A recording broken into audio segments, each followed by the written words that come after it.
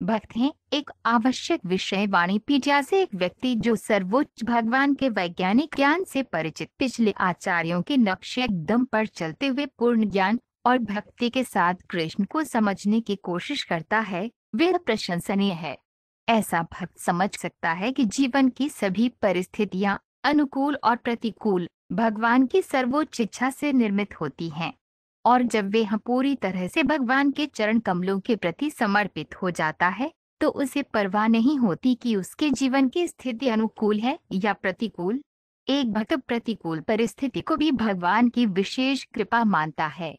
वस्तुतः भक्त के लिए कोई प्रतिकूल परिस्थितियां नहीं होती। ये जानते हुए कि सब कुछ भगवान की इच्छा से हो रहा है, वह हर स्थिति को अनुकूल मानता है और जीवन की किसी भी स्थिति में वह अपनी भक्ति सेवा का निर्वहन करने के लिए उत्साहित रहता है। श्रील प्रभुपाद की पुस्तकें, व्याख्यान, वार्तालाप और पत्र इस आवश्यक विषय की व्यापक प्रस्तुति प्रदान करते हैं, जैसा कि वाणी कोट्स डिवोटीज आर श्रेणी में देखा गया है।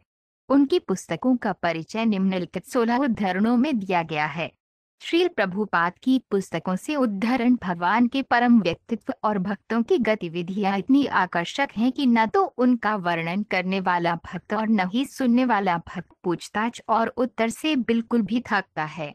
पारमार्थिक विषय वस्तु इतनी अच्छी है कि कोई भी सुनने या बोलने से नहीं थकता। श्रीमद्भागवत 4.13 एक भक्त को कभी कभी उत्तम श्लोक के रूप में भी वर्णित किया जाता है, जिसका अर्थ है कि वे भगवान के सर्वोच्च व्यक्तित्व या भगवान के भक्तों की महिमा करने के लिए उत्सुक है। भगवान की महिमा करना और भगवान के भक्तों की महिमा करना एक ही है।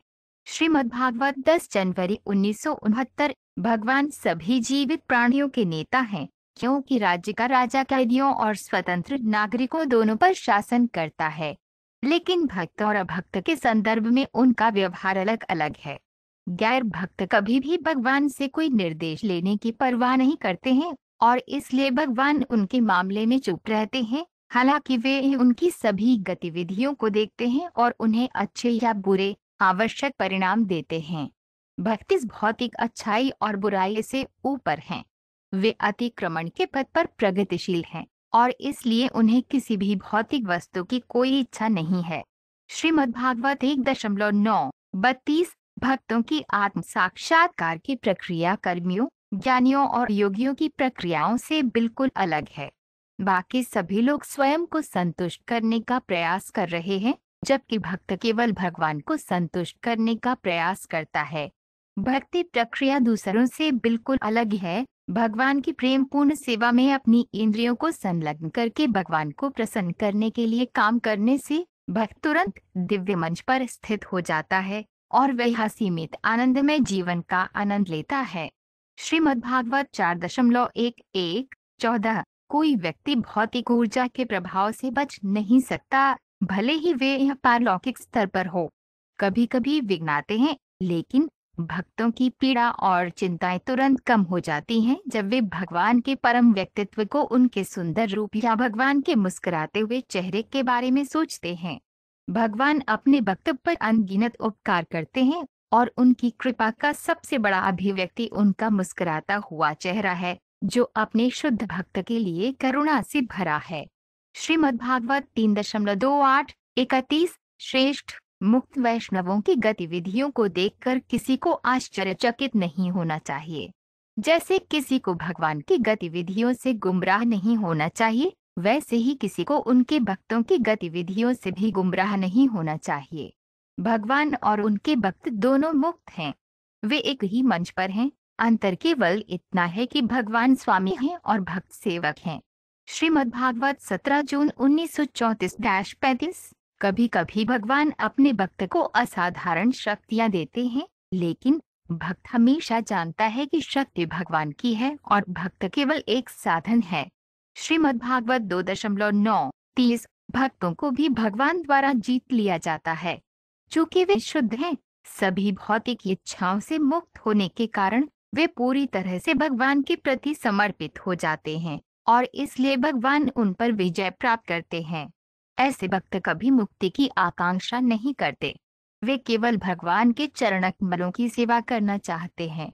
क्योंकि वे पारिश्रमिक की इच्छा के बिना भगवान की सेवा करते हैं, वे भगवान की दया प्राप्त कर सकते हैं। भगवान स्वभाव से बहुत दयालु हैं, और जब वे देखते हैं कि उनका सेवक भौतिक लाभ की इच्छा के बिना काम कर रहा है, तो स्वाभाविक रूप से उन पर विजय प्राप्त कर ली जाती है। श्रीमद्भागवत 6.16-34। भक्ति को भगवान की सेवा करने का इतना शौक है कि उसके लिए 5 प्रकार की मुक्ति महत्वपूर्ण नहीं है। यदि कोई भगवान की शुद्ध दिव्य प्रेम सेवा में लगा हुआ है, तो यह समझा जाता है कि उसने पहले ही 5 प्रकार की मुक्ति प्राप्त कर ली है। श्रीमद्भागवत 3.29-13। भक्तों की विशेष रूप से भगवान द्वारा रक्षा की जाती है ताकि वे अचूक बने रहें। इसलिए भक्ति सेवा की प्रक्रिया हमेशा उस भक्त की सेवा में शुरू होती है जो शिष्य उत्तराधिकार में प्रकट होता है। भक्त हमेशा मुक्त होते हैं, लेकिन इसका मतलब ये नहीं है कि वे निर्विशेष हैं। भगवान शाश्वत रूप से एक व्यक्ति है, और भगवान का भक्त भी शाश्वत रूप से एक व्यक्ति है।